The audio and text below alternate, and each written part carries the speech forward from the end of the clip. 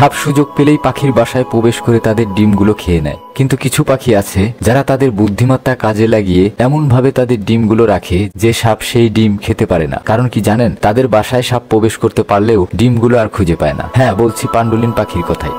প্রকৃতির মাঝে এমন কিছু পাখি আছে যারা শুধু সুন্দর নয় বরং প্রকৌশলীও বটে। আজ আপনাদের জানাবো এক অসাধারণ পাখির গল্প, যার নাম পান্ডুলিন। এই ছোট্ট পাখিটি নিজের হাতে তৈরি করে এক অনন্য বাসা, যা প্রকৃতির এক বিস্ময়।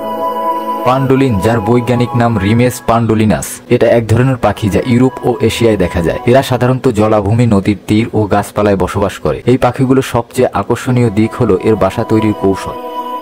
কিছু নরম তুলার মতো উদ্ভিদ ও মাকড়সার জাল ব্যবহার করে একটি ব্যাগ আকৃতির বাসা তৈরি করে তারা, যা দেখতে ঠিক ছোট্ট একটা ঝুলন্ত থলের মতো লাগে। এই বাসা গাছের ডালে ঝুলে থাকে, যা শিকারীদের দৃষ্টি এড়িয়ে থাকার জন্য আদর্শ।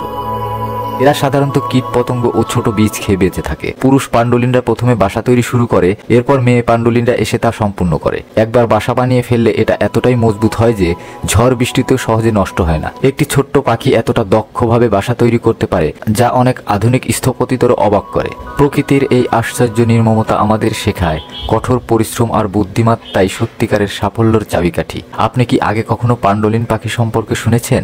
এদের এমন চমৎকার বাসা বানানোর কৌশল দেখে আপনি কি অবাক হয়েছেন? কমেন্টে জানাতে ভুলবেন না।